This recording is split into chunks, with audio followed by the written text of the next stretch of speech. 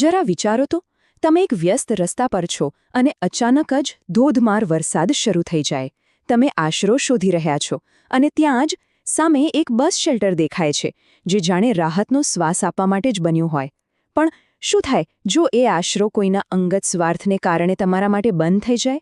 ચાલો આજે આપણે એક એવી જ વાતને સમજીએ, જે એક નાની ભૂલથી શરૂ થાય છે પણ એનું પરિણામ ઘણું મોટું હોય છે. તો આ સવાલ ખરેખર આપણે આપણી જાતને જ પૂછવાનો છે. જ્યારે આપણે કોઈ જાહેર જગ્યા જોઈએ તો આપણા મનમાં શું આવે છે? કે આ બધા માટે બનેલી એક સહિયારી સુવિધા છે, કે પછી કોઈના પણ ઉપયોગ માટે પડી રહેલી એક ખાલી જગ્યા? બસ આ બે વિચારો વચ્ચેનો જે તફાવત છે ને, એ જ બધી સમસ્યાનું મૂળ છે. જો એક તરફ એનો હેતુ કેટલો સારો છે કે થાકેલા મુસાફરોને છાંયો મળે, વરસાદમાં પલળતા લોકોને આશરો મળે, પણ બીજી બાજુ હકીકત શું છે? એ જગ્યા કોઈના અંગત સામાન માટેનું ગોડાઉન બની ગઈ છે. અને જ્યારે આવું થાય છે ને, ત્યારે આપણે વાત સાવ ભૂલી જઈએ છીએ કે આપણો નાનકડો ફાયદો કોઈ બીજા માટે કેટલી મોટી મુસીબત બની શકે છે. સારું, આખી વાતને વધુ સારી રીતે સમજવા માટે ચાલો આપણે રમણભાઈની વાર્તા જોઈએ. અને હા, આ કોઈ કાલ્પનિક કિસ્સો નથી, પણ એક એવી ચેતવણી છે જે આપણી આસપાસ ગમે ત્યારે ગમે ત્યાં બની શકે છે. તો કોણ હતા આ રમણભાઈ? જો, એ કોઈ ખરાબ માણસ નહોતા, બિલકુલ નહીં. એ તો બસ એક સામાન્ય ચાવાળા ભાઈ હતા, જે સખત મહેનત કરીને પોતાનું ગુજરાન ચલાવતા હતા. એમની લારી પાસે જ એક બસ શેલ્ટર હતું, જે મોટાભાગે ખાલી રહેતું. હવે એમની નજર એના પર પડી. પણ એ ખાલી જગ્યામાં એમને મુસાફરોની સગવડ નહીં, પણ પોતાના સામાન માટે એક તક દેખાઈ. અને બસ અહીંથી જ બધી ભૂલની શરૂઆત થઈ. હંમેશા શરૂઆત નાની જ હોય છે, નહીં? પહેલાં તો એમણે ફક્ત કોલસાની 2-4 ગુણીઓ જ મૂકી. કોઈએ કંઈ કહ્યું નહીં એટલે એમની હિંમત વધી. પછી થોડી પ્લાસ્ટિકની ડોલ ઉમેરાઈ, પછી વધારાના બાંકડા આવી ગયા.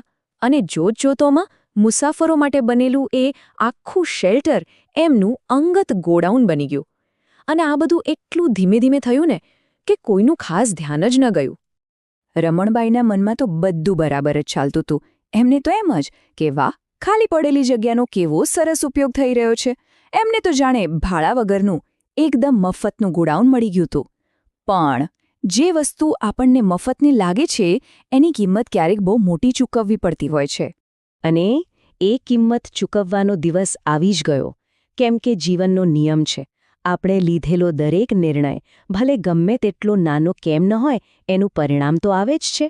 રમણભાઈની એ નાની સરખી પસંદગી હવે એક બહુ મોટા સંકટને નોતરું આપવાની હતી. તો થયું એવું કે એક બપોરે આકાશ કાળું ડિબાંગ થઈ ગયું અને અચાનક ધોધમાર વરસાદ તૂટી પડ્યો. બરાબર એ જ સમયે એક વૃદ્ધ મહિલા બસની રાહ જોઈ રહ્યા હતા. વરસાદથી બચવા માટે બિચારા આશરો લેવા એ જ શેલ્ટર તરફ દોડ્યા. પણ અંદર પગ મૂકવાની પણ જગ્યા ક્યાં હતી? રમણભાઈના સામાનના ઢગલા વચ્ચે એ લાચાર બનીને બહાર જ પલળતા રહ્યા. ઠંડો પવન, વરસાદનો માર એમનું શરીર આ સહન ન કરી શક્યું અને તેઓ ત્યાં જ બેભાન થઈને ઢળી પડ્યા.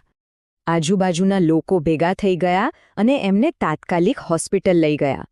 ત્યાં જ્યારે ડોક્ટરોએ એમની ઓળખ માટે પૂછપરછ કરી, ત્યારે એક એવી હકીકત સામે આવી જેણે રમણભાઈના પગ નીચેથી જમીન જ ખસેડી દીધી. તમને શું લાગે છે, કોણ હશે અજાણ લાચાર વૃદ્ધ મહિલા? એ મહિલા બીજા કોઈ નહીં, પણ રમણભાઈના પોતાના સગા ફોઈ હતા, જે બિચારા એમને જ મળવા માટે આટલા વરસાદમાં ઘરેથી નીકળ્યા હતા. જ્યારે રમણભાઈને આ વાતની ખબર પડી, બસ એમના પર તો જાણે આભ તૂટી પડ્યું.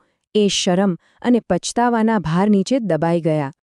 વિચારો તો ખરા, કેટલી કડવી હકીકત હતી આ! જે આશરાને એમને પોતાના થોડા સામાન માટે રોકી રાખ્યો હતો, એ જ આશરો એમના પોતાના પરિવારને બચાવી શક્યો હોત. એમના એક નાના સરખા સ્વાર્થે એમના જ પ્રિયજનને આટલી મોટી મુસીબતમાં મૂકી દીધા હતા. રમણભાઈની આ ભૂલ છે ને, એ આપણને બધાને એક બહુ મોટો પાઠ શીખવી જાય છે. અને પાઠનો સાર બસ આ એક વાક્યમાં છે: સગવડ એ બધાની છે, કબજો કોઈનો નથી. જાહેર સુવિધાઓ આપણી સહિયારી મિલકત છે, કોઈની અંગત જાગીર નહીં.